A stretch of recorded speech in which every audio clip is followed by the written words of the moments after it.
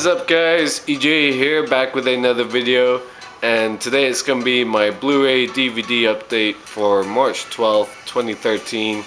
So I've got 5 new movies to show you, all on Blu-ray, all films that were released last year, and 5 of my favorite films of last year. These were all in my top 20 list. I also made a top 20 video at the end of the year using pictures and music. I'll put a link to that video in the description if you want to check it out for comparison for where these films fall on that list. So some of the best movies of last year in this update, in my opinion. Up first we have the big one, and that is Argo. Of course, the winner for Best Picture at the Oscars. I was really thrilled it won Best Picture. It was my 3rd favorite film of the year and my favorite of all the nominees, the 9 nominated films. Of course, directed by Ben Affleck and starring himself.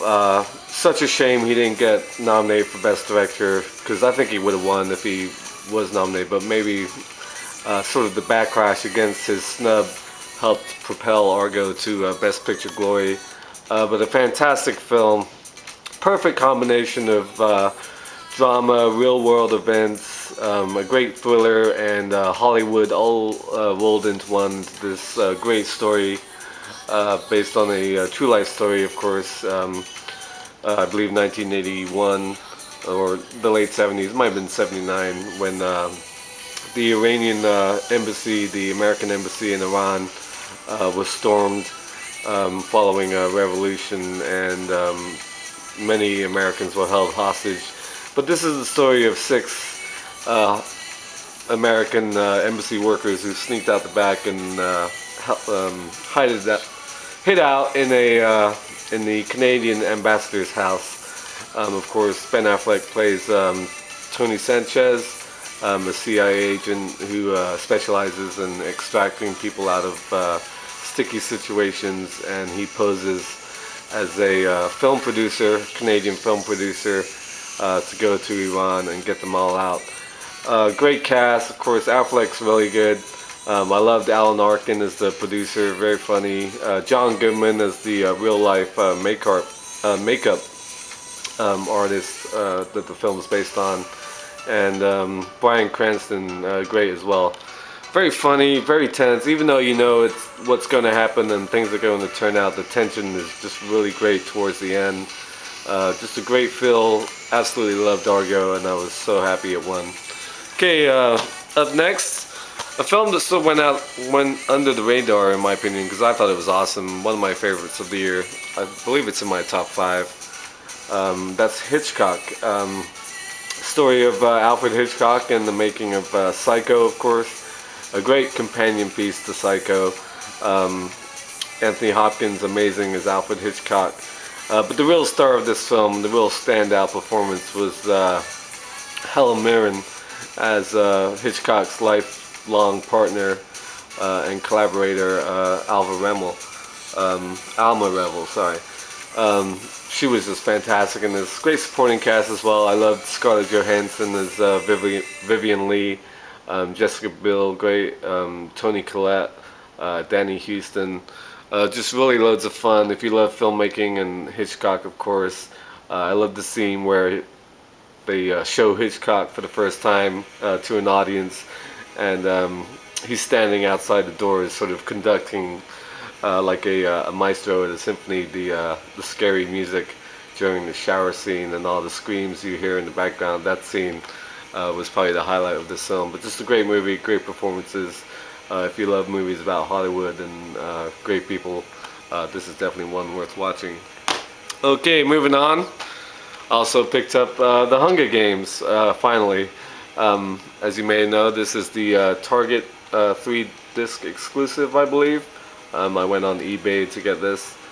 Of course, starring now Oscar winner Jennifer Lawrence. Really good sort of sci-fi adventure set in a futuristic world, where 12 different teenagers are plucked out of 12 different sectors in this land and forced to combat to the death in this futuristic city.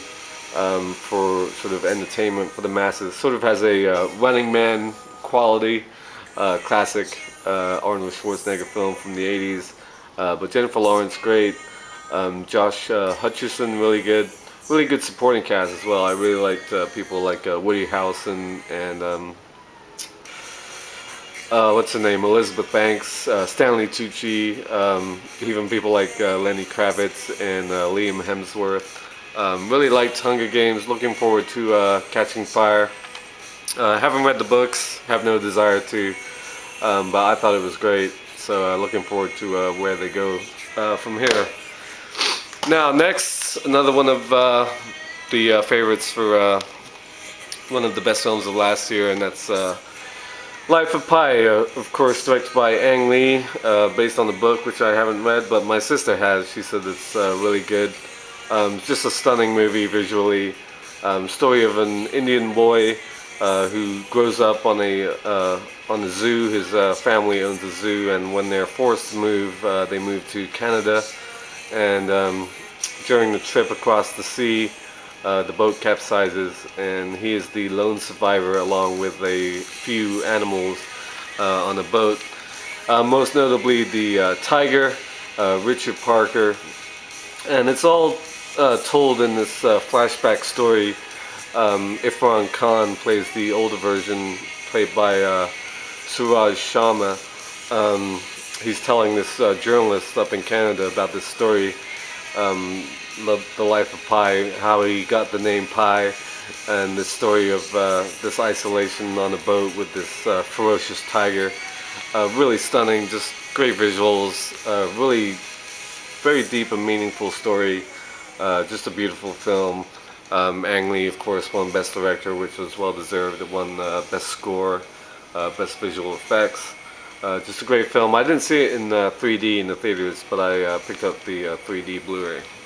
Okay, last but not least, sort of a film that some people don't understand, and you know who you are if you watch this video. And that's The Master, directed by Paul Thomas Anderson. His follow-up, of course, after There Will Be Blood. Yeah, a hard film to describe. Joaquin Phoenix plays sort of a veteran after the war, sort of lost, and he comes across this group known as The Cause, and he runs into its leader. Brilliant performance by Philip Seymour Hoffman. He was amazing in this film, as was Amy Adams, who plays his wife. Really one of the best acted films of the year, I thought. Has sort of, there's been a lot of comparisons to Scientology and stuff like that, but I'm not sure if that's exactly what they're trying to say. It's a very interesting film. I'm not sure I got it the whole time, so it's definitely worth a couple of rewatches. The two processing scenes between Hoffman and Phoenix are both great, especially the second one. Yeah, like I said, one of the best acted films of the year. Along with, I'd say, Silver Linings Playbook.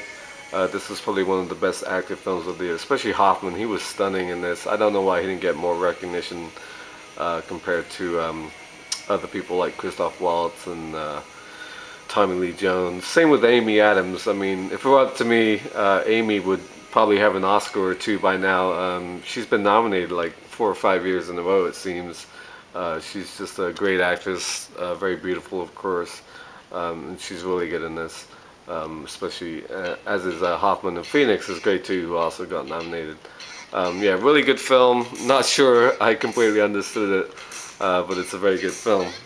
So those are the excuse me, 5 Blu-rays, all from 2012. 5 very good films, all on my top 20 list of 2012. So thank you for watching, and until next time, I'll see ya. Bomb.